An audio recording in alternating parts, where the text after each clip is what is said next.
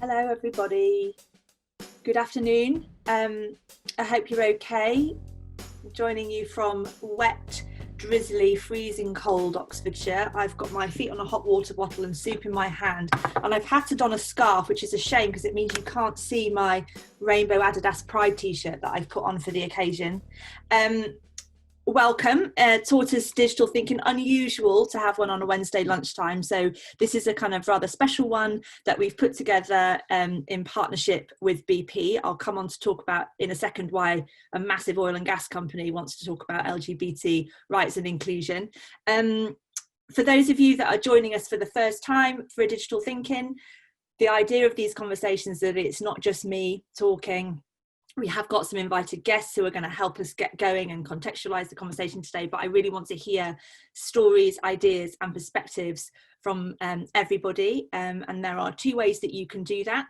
If you can find the little thing at the bottom of your screen, if you're on a laptop, I think it might be at the top if you're on a mobile or a tablet, and it says participants, you can click it and you can see a little button that says raise hand. If you want to come talk to me, put your little blue hand up, and I'll try and come to as many people as I can. You can talk on camera or just audio if you prefer. And the other way to do that is to just weigh in on the chat. You can see my colleague Ellie Jacobs, there she is, hello Ellie, and we'll be monitoring the chat and chatting back to you and raising points and what have you. If you could use a name that is recognizable, and we normally say use your full real name so we know who you are. I can see Dr. Harrison saying, maybe I don't want to use my real name. If you want to just use it, it's just a kind of a name rather than just being iPhone 5 or something like that. So I can kind of make it clear if I come to you who it is I'm talking about. That would be really helpful. And the other thing to say that is unusual and different about today's thinking is that we have for the first time an illustrator, Jenny Leonard, who is going to be drawing a picture of the conversation that we have today. So if we can see, there she is. It's not quite, that's Jenny's hands there, thumbs up, hello. And there she is. She's going to be sort of doing a live illustration, a draw on, and we'll go along to Jenny's screen at the end and see what she's made of it. And she'll leave her camera on all the way through. So if you want to watch her as she's making the magic happen with her pens as we go along, please do that. So the question today is an unusual one, and we thought long and hard about how to frame this conversation. Pride Month sort of came and went. People who identify as LGBT may well have marked it. Social media, Zoom calls, at home, whatever it is. But obviously it was a very different kind of pride than we're used to. The physical celebration and the parades and the parties and everything else that goes on at Pride obviously couldn't happen in the same way this year for lots of reasons. But it's, I guess, you know, corporations dutifully turned their logos rainbow coloured and all that kind of stuff that we've come to associate with Pride Month. But it was a quieter and I guess more discreet, necessarily more discreet pride than we're used to. And I suppose for lots of people outside the LGBT community, you might not have noticed it at all this year. And whilst we frame the question today as a sort of, will LGBT inequality always be an LGBT problem to solve? Really what I'm interested in talking about today is less whose problem is this to fix and more exploring strategies, practical actions and strategies that actually work and that will actually make a difference and have an impact. And to help us kind of find our way into that conversation, we've lined up three speakers who in various different roles and remits come at this question with different perspectives and are sort of doing different things. You don't need to wait for them all to have said anything to weigh in, by all means, but I'm going to start, if I can, with Elena. Now, Elena works for BP, which obviously is a massive oil and gas company, and she has a diversity and inclusion remit. That phrase, diversity and inclusion, those of us who work in a corporate world, very familiar with now. It's become a real buzzword, I guess, in the last few years, I suppose. And what's interesting, I think, about Elena's job in particular is that it's one thing being a diversity and inclusion representative for a trendy media company based in London. It's altogether a different thing working in a space that involves protecting, championing and including and accepting people who identify as LGBT, when you're working across jurisdictions that have a very much more complicated cultural and indeed legal setup as it relates to gay rights. And it's Elena's job to try and navigate that. So if I can come to Elena to start us off, when we talked, was it only yesterday, all the days merge into one, about your remit, which is Pan-Asia. So you've got a lot of countries to think about and thousands of people to think about. How do you begin to break down and sort of categorize in practical action things like equality of employee benefits is one practical thing. Countries that don't recognise same-sex marriage, but you have a policy in BP of obviously some packages involve spousal benefits. How do you do that? And then another thing, which is about how do you create a kind of cultural consistency across the corporation when you're dealing with people who are operating in cultural environments where attitudes to gay rights are very, very different? Yeah, thanks, Lisa, and I really appreciate the opportunity to be here, and it's a real privilege. While celebrations of Pride looked very differently this year, you are right, I'm really pleased to see creativity and passion across the globe, and people connecting, sort of finding different ways to celebrate what they believe and what they're very passionate about. Working in a large corporation like BP, it definitely requires us to understand the cultures. We have to sit with the cultures where we operate, right? We have to start with respect, and especially the countries that I look after, we work in a very, as you say, different environment. So first of all, the change that we need to drive is in the workplace where there are no external regulations or laws that mandate certain standards. If I look within the company and if I look outside, there are very few role models. There are very few people out that occupy senior roles. There is pretty limited benchmarks existing on the market or information on key best practices in the key regional areas.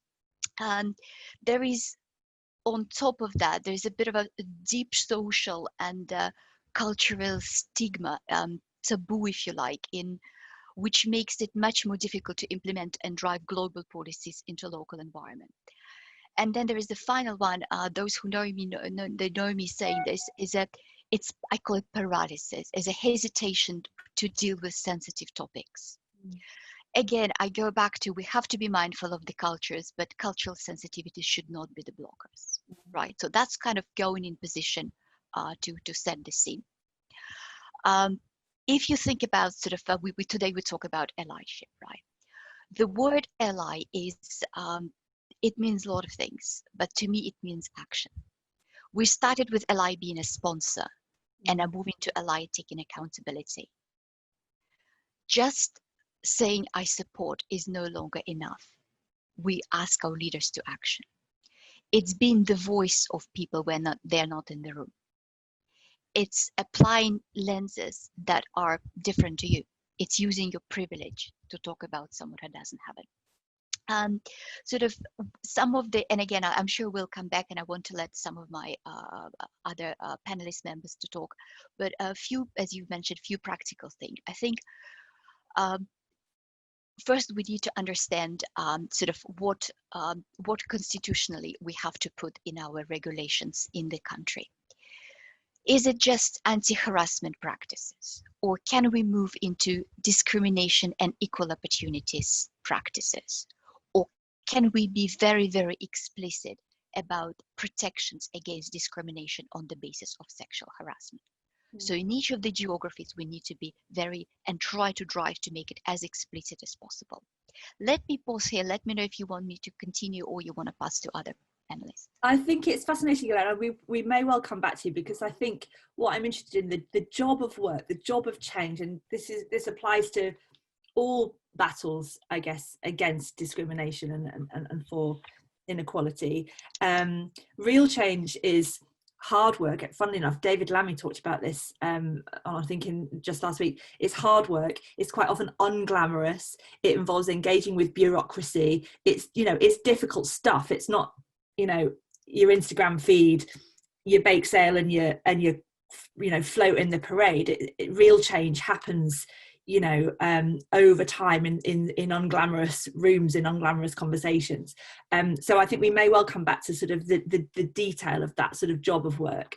I might come now, if I can, to Jeff Ingold, who's the head of media at Stonewall, and your framing of a response to this question is sort of more internally directed. If Elena is operating in externally directed, sort of targeting hostile environments and working with policy and legislation to sort of alleviate the outcomes of inequality in a corporate environment anyway, Stonewall operates absolutely in that space too, but you're coming at this from a sort of how do we protect and strengthen from within to begin with sort of start point. Just would you mind talking to us a little bit about that? Yeah, absolutely. Thanks, Liz. Hi, everyone. Jeff Ingold. Yeah, my pronouns are he, him. Again, head of media at Stonewall.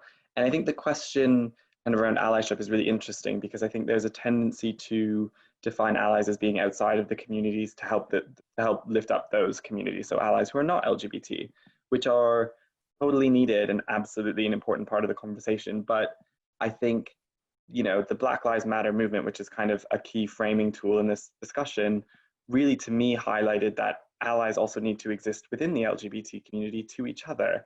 So, you know, people are talking about Pride didn't happen in the same way.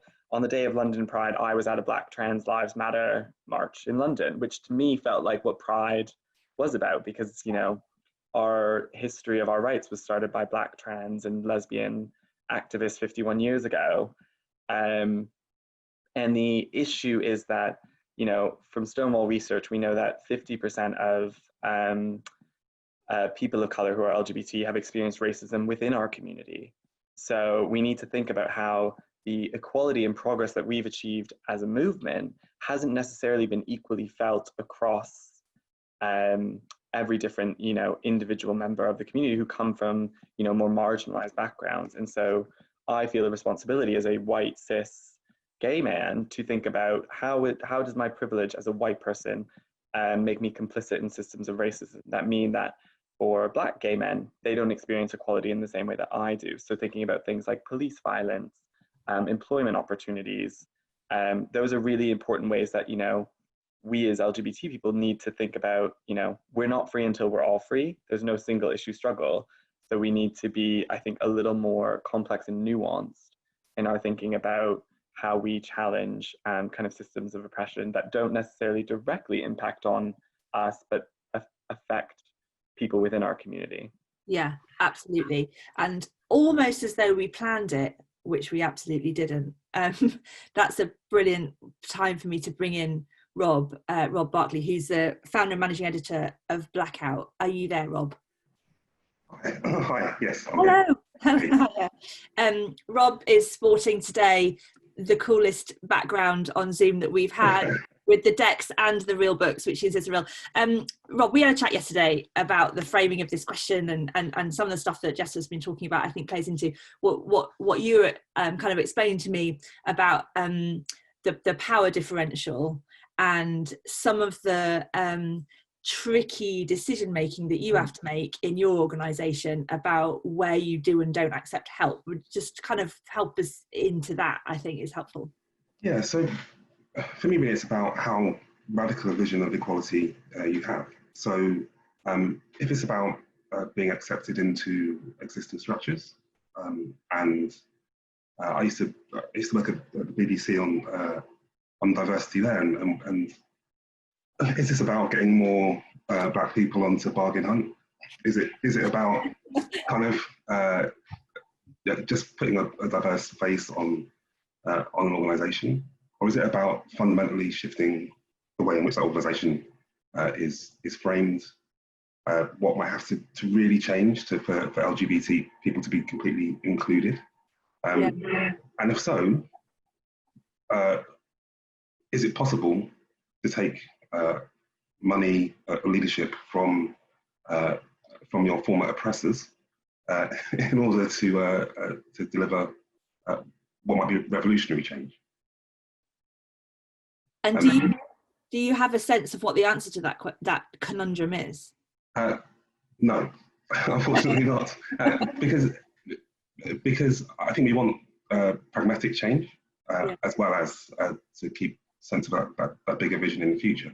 Yeah. So for us now, there's lots of discussion about Black Lives Matter, Black Queer Lives Matter. Put your money where your mouth is and hand over some cash. Yeah. I'm not sure whether we should accept that cash or not. That's a debate that's going on amongst our group currently. Yeah. Fascinating, I think. I'm going to come to the chat has gone wild. I'm going to come to a couple of people in the chat. I can see that Tash T has also got her hand up. Could I go to Carly Owen, who I think works for Pride? Are you there, Carly? Carly Owen, are you there? If not, that's okay. And what about Upasna, who's made a comment about allyship that I think is helpful to kind of get into the nature of good allyship and advocacy and so on. Upasna, are you there? Oh no, I hope we're not going to be foiled by the tech gremlins. Let's try I'll just give one more moment to find Upasna if we can. Bear with me a second. I believe our tech lady has frozen out, so bear with me, Liz. Can you say the name again? Upasna, Upasna.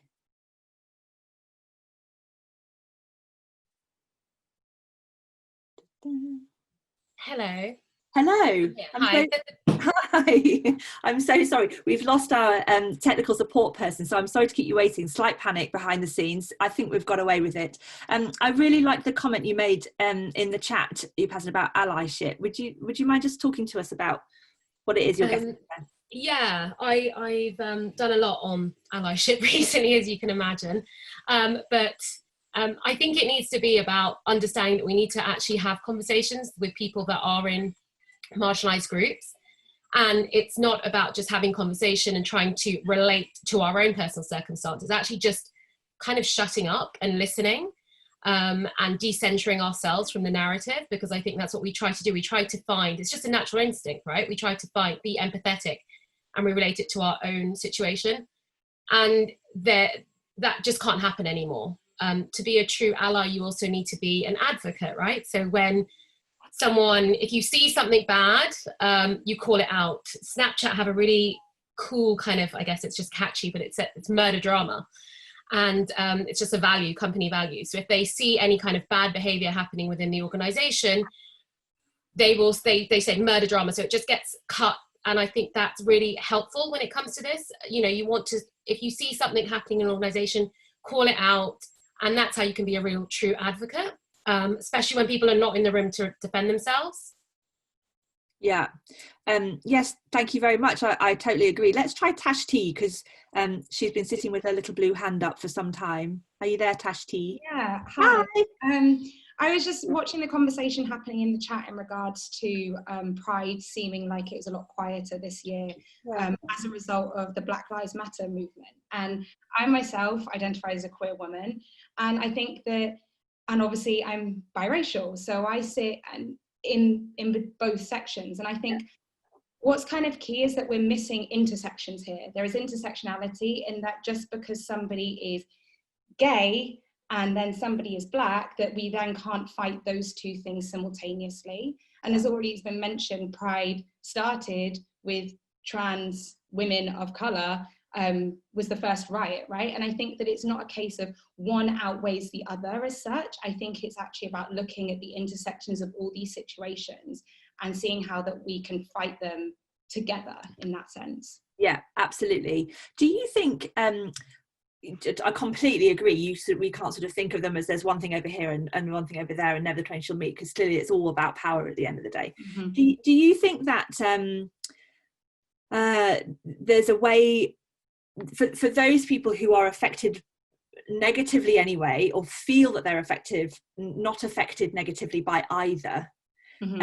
do you think that intersectional approach is the best way to engage those people who fall outside the Venn diagram altogether? Do you know what I mean? Yeah, no, I understand what you're saying. And I feel like people like to, as a society, we're quite comfortable with boxes. And when someone fits in one box, we feel like that's how we understand a person's identity. And we're neglecting the fact that we actually fit in more than one box.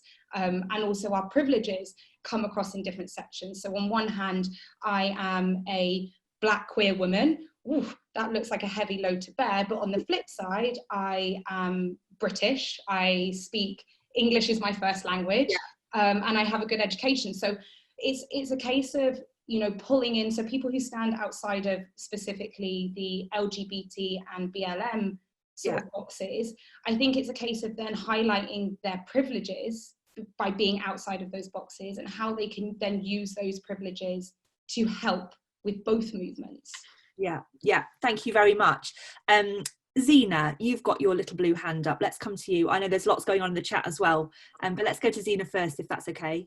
Hi. Hi. You cannot see my face. Unfortunately, I have a face mask on. You do not want to see my face right now. Oh, don't worry, this is like the best. This is like the best thing. You can work from home and have face masks on and still have good debates. Yeah, I think I wanted to continue on what Tash said. Hi, Tash, by the way. My name is Zena. I also identify as Black. Of course, like many of the LGBT Blackness, you cannot hide your Blackness. Some people cannot hide their trans identity. Some people cannot hide their queer identity. And the intersectionality of that is very important. I do believe, I mean, I also went to the trans protest, and I think for me, that felt like pride. It felt for me like pride because the corporations were not able to, you could see which corporations felt uncomfortable because they didn't say anything about it. You could feel that there was a community presence. You could see that people who really understood pride and understood the history were there. So I think it showed very well that that actually there is it shows what the LGBT understands, LGBT community understands, and it shows what we still need to do. So I think based on all these trans protests, we definitely need to see that there's a lot more education. There must be a lot more education going on. Intersectionality is key in that as well. And I think that is pretty much what the Pride has shown. For me, these events can happen a lot more when it comes to that, because a lot of what I feel is I felt safe in this space. I often did not feel safe in, I wait for Black Pride. I don't wait for the general Pride. So for me, it was very important that my identity is often made political by that. And I think that's just pretty much what I wanted to say, is that people definitely need to realize the intersectionality a lot more, and the way to celebrate Pride, because it's not a celebration if only a few can celebrate that. Everybody has to celebrate. Thanks so much, Zena. I'm sorry we couldn't see your face, but the contribution was fantastic. Thank you very much, and gave us a chance to have a look at what Jenny is drawing. I'm going to come to Chris Keegan, because he or she has written in the chat a point that I think is interesting and rather different. Chris, are you there?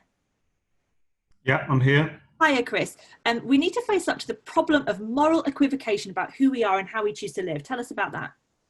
So I'm a bit kind of a veteran of all this. I was involved in doing heavy lifting a long time ago in the late 70s and 80s and early 90s. It was very unglamorous, indeed. And if you look at British social attitudes, in relation to same-sex relationships, things were actually going in the wrong direction. So British Social Attitudes started in 1983.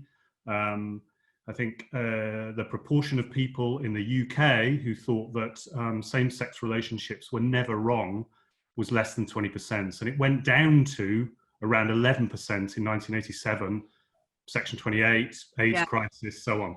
Now, it's back up now at around about 66%. But what that means is that 34%, a third of the population, think that it's sometimes, often, or always wrong to have a same-sex relationship. Now, stand that on its head and think about that in terms of heterosexual relationships. It's extraordinary, despite the journey that we have been on, that we're still in that place. And I think one of the problems here is that we need to get to grips with the kind of moral equivocation about this, that there is a moral defense for many people on the liberal spectrum against same-sex relationships. It's okay as a matter of conscience, apparently, to think that how we live, who we are and how we live is wrong. Now, and you hear people say, how can you have moral certainty about these things? Well, I can't afford to have anything other than moral certainty about who I am and about how I choose to live my life. And I think we need to get to grips with this issue of moral equivocation. And I think it's something that we need to tackle head on, because it's kind of not okay anymore for that to continue to be a defence, and for, I think, some people, some liberals, to spend quite a lot of time defending the rights of those who have a problem with the way we live, defending their right to free speech about that, and rather less time coming to our defence and our aid and our support. And I think we really need to get to grips with that. How does liberalism work in this context? Yeah, thank you, Chris. I wonder if I might ask a question to Chris, but to everybody. With those statistics you just quoted, the 30% or so, a third or so of people still harbouring anti-gay sentiment, I guess, and that's those who would admit it and write it in a survey, I guess. Is there a generational breakdown on that?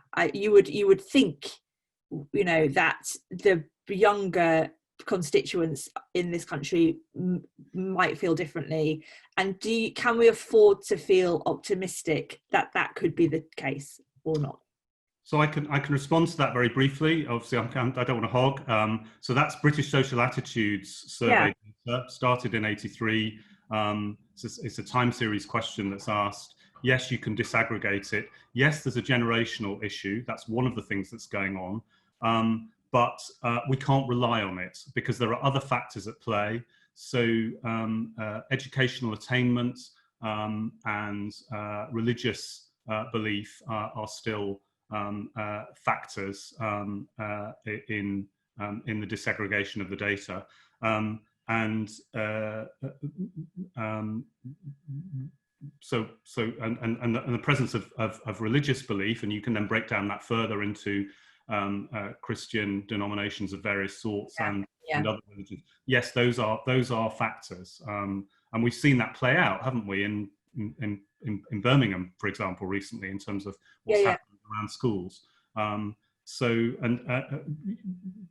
We don't deal with that by running away from it. Yeah. Thanks, Chris. I'm going to come to Tabitha, who's helpfully got her little blue hand up, and I know is brilliant on this thing we're grappling with about boxes, unhelpful boxes. She also brings a very strong bookshelf game. So always nice to see it. Hi, Tab. Hi, thanks very much. I was just inspired by especially what Tash T was saying, and I think with equality, whether you were talking about racial equality, LGBT equality, women's equality, it's always presented as a zero-sum game, so that if some people get equality, so other people lose out. And this then sets one community against another. It goes back to some of the other points we were talking about earlier about allyship as well. So I always, I do a lot of work. I'm deputy leader of the Women's Equality Party, and I just believe that equality has to be bigger. It's not pie. There's not like a limited amount to go round, but this then feeds into the racism, the homophobia, the transphobia and the sexism that we see live and well in this country. But we've got to get to the unglamorous bit of unpicking this via policy as well, because we still make policy for a very thin template of normally a middle class white man, and we need to move away from that template so that we involve everyone in our policy making. If we started designing policy with the furthest in our communities first, then it would be very, very different, and it's not a zero-sum game. We've got to start thinking about everybody, and as Tash T mentioned earlier, we don't fit into boxes. I'm a working class gay woman, so what do you do with me? How do you make policy for me? How do you make policy for a queer black woman? And if you start to think about, actually, if we fix the policies for the furthest in our communities first, it doesn't have to be the zero-sum game, because nobody loses out then. Yeah, thanks so much. Tabitha always speaks the truth. Liv Olfin, I love the point that you've just put in the chat about what happens in school, which we're doing a lot of work on future education at the moment in Tortoise. I wonder if we might hear from Liv. Liv Olfin, are you there? Hi. Yeah, hi. Well, recently there's been a lot of talk about sort of diversifying the curriculum, and I've been talking to my old head of school about having literature from Black authors and authors of colour, and because I never had any of that when I was at school.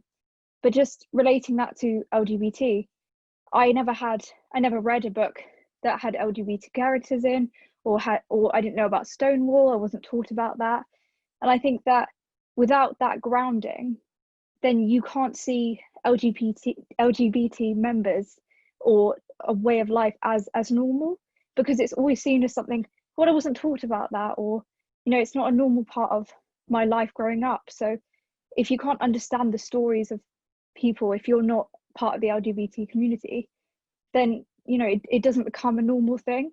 It needs to be normalized from school. Yeah, that's what I think. Thanks very much. And maybe Alex, actually, Alex No Surname, who's just posted a link to this stuff that's happening in Scotland, which I'm ashamed to say I didn't know about. Alex, about LGBT history in schools. Yeah. Yeah, sorry, I don't have any video on. Yeah, no, that's okay. Yeah, that's my home country. I'm not living there at the moment, but I was just, one of my friends back home raised my awareness to it. I think Scotland generally is, in my experience, I've lived in both Scotland and England, but it's been, I think, a bit more progressive. That's why I was asking about those stats that were presented earlier, whether they were UK wide, or if it wasn't really if they were international, it was more if they were Scotland and England split. Yeah. Because generally, I think, there's just some different attitudes that I've seen between the two countries. So. Interesting. Thanks very much, Alex. I'm going to go to Charlie now, Charlie Clements, because you've been saying tons of stuff in the chat, and I'd love to hear your perspective on this. You've talked a bit about corporations and corporate involvement in Pride and things like that. Are you there, Charlie? Yeah. Hiya. Hey. Yeah, I think I've talked about a few different things in the chat. I think intersectionality is so important. I'm so glad that people are talking about that. I find that the community is not very accessible for disabled people, and that's something that's not really discussed that much. Parades aren't very accessible. Often events happen in places that aren't accessible either. Autistic people really struggle as well, like myself. But in terms of the corporations and stuff, I think it's so interesting because so many of them, they change their icons and then on July the 1st, they're gone. And I think a particular poignant example this year has been the House of Commons. They changed their logo. It was rainbow. It was actually the new flag, the more intersectional one with the trans and black stripes, which is great. But then a couple of days later, they were asking whether we should ban conversion therapy, and the way they worded that tweet was really awful, and they got called out a lot by that. And then they had to retract it because obviously conversion therapy is awful and it should have been banned anyway. So I think it's a really interesting thing that allyship is so much more than changing an icon, and I think corporations could do so much more, and maybe they are doing more behind the scenes, but the problem is they don't tell us. I just think transparency is so key with it all. Yeah, thanks ever so much, Charlie. It does echo some of the conversations. In fact, a couple of weeks ago we did a Sense Maker Live thinking about brands in particular and Black Lives Matter and the sort of pile on to do that well or badly, and transparency and what have you. I think there are some parallels there for sure.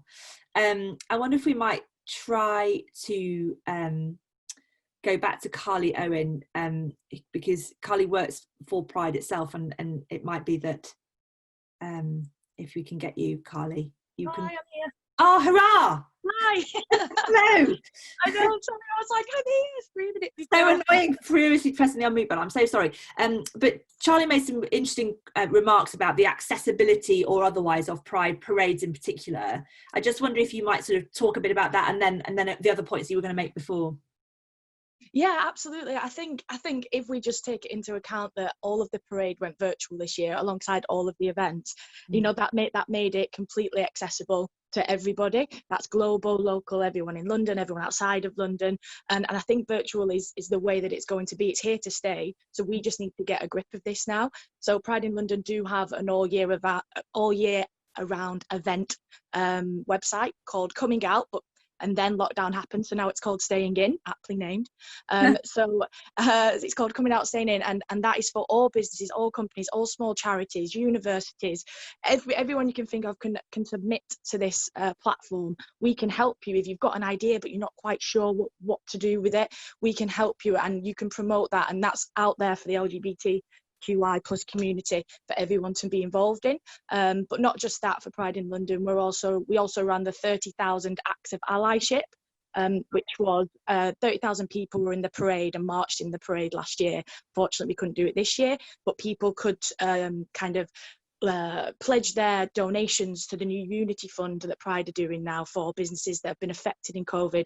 They could say, you know, I'm going to do a talk in a local school. I'm going to talk to my staff network about LGBT. Little small pledges like that of allyship was a fantastic way to get involved this year. I think it's still going as well. I believe Will Fox is on the line as well. I've just seen him. He's part of Pride in London too, and has been instrumental in all of this too.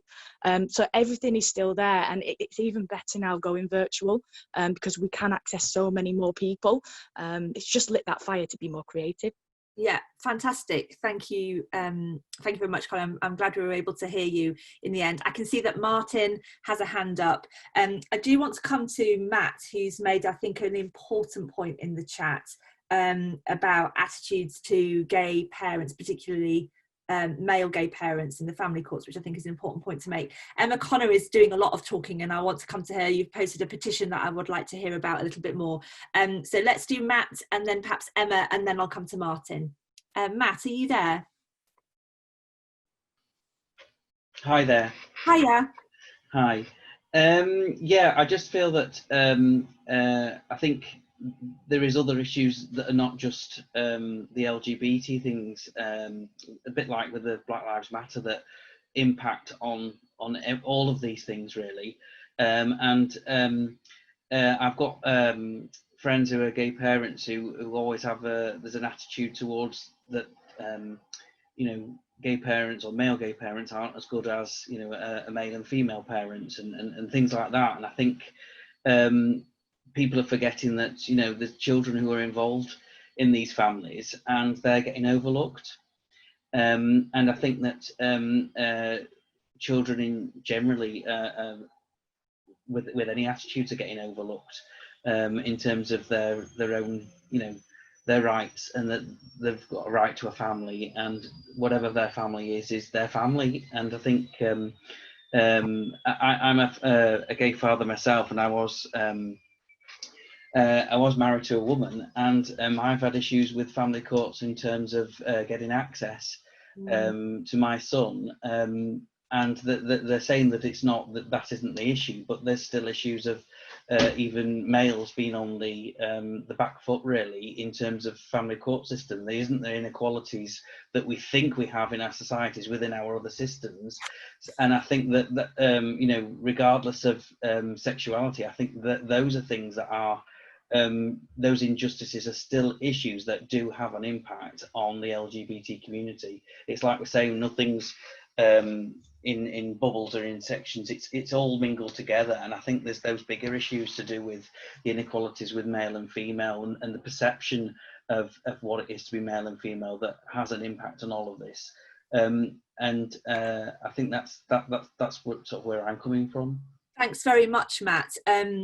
I think that to talk about the family courts and the sort of downstream impact of as regards negative perceptions of fathers in the context of parenting, affecting gay parents in the family courts in particular is interesting. We've actually got quite a sort of long-running, low-level bubbling investigation at Tortoise looking at the evolution of family courts, and obviously that sharpened in lockdown. So that's a very helpful thing for us to look about and follow up on.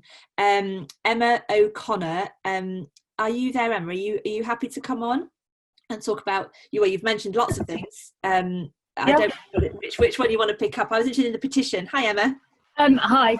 Yeah, that petition, I didn't start that. I signed it about a couple of weeks ago. It's got about 250,000 signatures for that, and I think it's going to be discussed. I think if it goes over 100,000, it has to be discussed in Parliament. And what is it asking for or doing? Sorry. Make it illegal. Make it illegal for gay. Yeah. I don't know the ins and out of it, and I should have researched it. But it's something, me being the L in LGBT sounding very cheesy, you don't really fall in love, this is my personal experience, you don't really fall in love with the person you want to, got to get upset. Hold on, can I just come off? Oh, Emma, it's okay. Well, I just want to say, Emma, I know you came out recently, well, when you were 34 and you didn't want to be the L in LGBT, nor did I. I was 42 before I came to terms with it. So thanks so much for coming on, and please don't worry. Let us know if you're ready to come back. But the petition is useful. I didn't know about it, and I will sign it. It is extraordinary that conversion therapy is apparently an acceptable thing to happen. Martin, I'm so sorry. I've left you with your hand up for ever such a long time. Are you all right? Hello. Yes, I'm good, and thank you very much for having me for a second. First of all, I want to thank you and BT for holding this conversation. I was already part of the debates on some of the comments underneath, as you may have seen. We've had few people who disagreed with the fact that it was promoted even on LinkedIn, which is just unbelievable that it happens now, back in 2020. And also what I do want to say is BT specifically, they came back with some of the extremely straight to the point answers. We disagree with you. We want to highlight the LGBTQ community, and they were very consistent with it. So I think when it comes to generally the marketing and communication BT does, is great, and many companies could learn from it. One thing that I will say, and Carly, thank you very much for being with Pride in London. I was a volunteer for 5 years as well. It's a great thing to do. One thing about virtual things, and it happened actually for this one event too, is that unfortunately we do not have the full accessibility, especially if there is no caption, or even if there is the automatic captions from different systems, they're not always as reliable. We need to make sure that also with the intersectionality that Tash and Zina mentioned, we do want to make sure that those people are going to, with disabilities specifically, are going to be included here in those conversations. So we do, especially Pride in London. I love Pride in London. I only left 2 years ago, but it was the best 5 years that I spent. And I will say to everyone, please do definitely get involved, because you will feel so much more empowered and educated about different things that we face also in the LGBTQ community. So one thing that because I don't want to say too much time, we are definitely, when it comes to intersectionality, and people sometimes feel like we are a threat to someone, we are not. And I would say generally extending the tables is what we should be doing. We're looking at developing the companies, we're looking at expanding the companies. This is not about taking a white, cis, straight man job.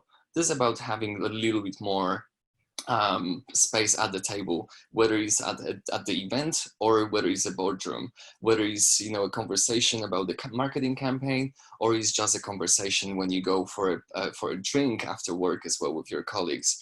And we need to always think about the intersectionality, which I always say is very interesting. So I do consultancy with generally as well, and people always say, oh, unconscious bias will help, and we're going to be such a great allies. Unconscious bias training on its own will not give us full picture of what the other person is going through. We need to listen to each other's stories, and we need to make sure that we understand them and see how we can, with the very much intersectional approach, how we can amplify those who are not perhaps, you know, on the good side, because some of them are going to be very privileged and some others will be very oppressed. Yeah. So how can we work together? So yeah. That's what I just wanted to add. Thank you very much, Martin. And I can see that people already in the chat have said Elena is with us from BP rather than BT. Easy mistake to make, but just like different contexts. I just wonder, there's so much going on in the chat, it's hard for me to keep up. My eye has been caught by a comment posted by Corinne, who is wanting to talk about parenting a child who has identifies as bi in her case. Corinne Samuel, are you okay to come on? Hi, can you hear and see me okay? Yeah, I can hear you. Oh, there you are. Hello. Hi, guys. Hi. Hello. Yes, I was just having a little mini rant with myself in the chat. It's the perfect place to do it. Indeed. I was going back to, for me, just being about education and understanding. And what I was just about to write was that I've got a few friends on Facebook that are acquaintances, part of the All Lives Matter crowd. Right. And what that has really highlighted to me is that it really is about a lack of education and understanding. I'm not going to delete these people. They're not, you know, having racist rants, but because of their knowledge being as it is, because when they went to school or when they were brought up by their parents or for whatever reason, they don't fully understand equality. That's why they are very pro All Lives Matter. So I liken that to the need for more exposure in schools. Chris really hit the nail on the head for me. I mentioned that I've got an 11-year-old daughter and that she is bi. I was an ally way before she would have even known that she was bi. But she's able to have conversations with me to let me know that it's because of having an environment where it's not a taboo. And we talk about all different sorts of relationships, and she sees different sex relationships, that she was able to identify within herself, though not interested in anyone at the moment, that she feels bi. Now, we need to, within education, I believe, to hold to account those institutions to demonstrate diversity in the same way that we hold organisations to account to demonstrate, you know, you've seen them, those black and mixed race couples on the adverts. That's because we are demonstrating and normalising. That's the way to go. Without it, not only are we letting those LGBT potential future kids down, but I think we're missing out on the opportunity to educate the people that this really is all about. You know, I'd like to think that we're going to benefit from this now, but it's really about who's up and coming. So yeah, Chris really hit the nail on the head for me about that taboo and normalising and demonstrating. Oh, thank you so much, Corinne, and well done and good luck with your daughter as she enters puberty and all the fun of the fair that will bring. I wonder if we might try and come back to Emma. She's private messaged me to say she'd like to come back on and talk about disability and inclusion and things like that. Emma, are you there? Yes. Hello. Yeah. Sorry about earlier. No, please don't apologise. Please don't apologise. We're sending you all the love. Yeah. One of my main things is actually, Pride was online, but you're excluding certain groups. So if I live in Iran and I go on the internet and I look at Pride, there's a risk of I getting in trouble because you do have tracking out in certain countries. So you need to still think, great, we've got it online, brilliant, but we still need an online presence where I see you, because I could easily avoid Pride by not going on certain sites. And I really do think Pride is a protest, It will still exist until we're accepted within the society. And what that means is, and it's a similar theme with Black Lives Matter as well, equality. Can we see people at board level, workforce, looking like me? I question that. I work in sport and I also work for learning disability, and I question them when I look at the board. And if you look at, going off topic, you look at charity, it's mainly white middle women. Yeah. Where is the diversity? And I challenge my organisation all the time going, yeah, I don't want to see me. I want to see people differently than me to represent it as well. So I'm going off point there. The other point is people with learning disabilities may not be able to access technology, or may struggle to use technology. And that could also be people that might not be able to access internet for financial reasons as well. Yeah. So it's great we're doing stuff online, but please don't think that's just going to highlight pride. We can still continue to use it for, say, next year, but we still need to be visible. We still need to be in people's faces, and it still needs to keep happening until we've got equality across all the board, across different aspects of industry, across the whole of the world. So there's 12 countries in the world where if you identify as LGBT, you're dead. Yeah. So I think this is going to be ongoing, and it's really draining, because I identify, and I know we said about boxes. I'm in 3 boxes. I'm woman, I'm LGBT, or I'm the L in LGBT, but I'm also disabled. So I fit in loads of little boxes. So I get that. And a lot of the movements are all about equality. Listen to us, because you're not listening to us. And it's my concern is my local council, I brought them up with this, not in Oxford, but in Surrey. Yeah. They did the pride flag the last day in November, in June. I challenged them, and they said we're going to do a strategy. So I commented on LinkedIn going, this is great news. Tell me how you can do a strategy. It's been 10 days, no response. I called the council. I said, tell me what you're doing. Are you letting people that don't identify as LGBT to put the strategy forward for the council? I'd rather them not say anything at all. Nothing changes. But if you're going to put the rainbow on, expect people to challenge that now. Yeah. And maybe this Black Lives Matters now, and I'm loving it how Sky Sports, going off topic again, are making videos and saying we are going to do something, where you see other organisations like the BBC and ITV. I want to see something. I want you to say something. But again, BBC are linked with the government. I can go really start talking to the government, where the government could easily cut this out, but with the certain direction, they don't want to do that because that will challenge their supporters that go in. And I don't really want to be political, but my main thing is being online's great, but then also when we come back Pride next year, let's be more in your face and continue this until actual change is done. Because we've got the legal, we've got the framework, equality pay and all that stuff, but it's not reality. Thanks so much, Emma. Emma's won this thinking, guys. It's over now. She's been the best. It was brilliant. Thank you so much. And I'm so pleased that you came back on to make a series of slam dunk points in the conversation. So thank you so much. I want to come back actually to the 3 people that opened. We're into the last 5 minutes. The 3 people that opened the conversation, Elena and Jeff and Rob, before we go back and see what Jenny has been drawing. Because there is a danger, and this is always a bit of a danger with Tortoise ThinkIn, is that the audience who are here listening to us today is self-selecting, right? There's people who are by default interested, by default care, and we could all be in furious agreement with one another. What is the one ask? Perhaps if we go, let's go to Rob. What is the one ask that you would have, Rob, of a person who is, let's take, doesn't identify as LGBT? I mean, we've talked a lot about intersectionality, but what are you asking of that person to help? I think the key is empathy, right? So an ability to listen and to put yourself in other people's shoes is the thing we're lacking most, I think, in our politics.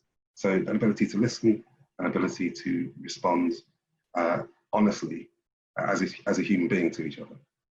Yeah. Yes. Empathy. Funnily enough, again, it was a big theme of what we spoke to David Lammy about the complete absence of empathy in politics and policy making and things like that, and as well, you know, popular discourse more generally. Elena, what do you think? What's the one ask that you ask in your context of people at BP to help this?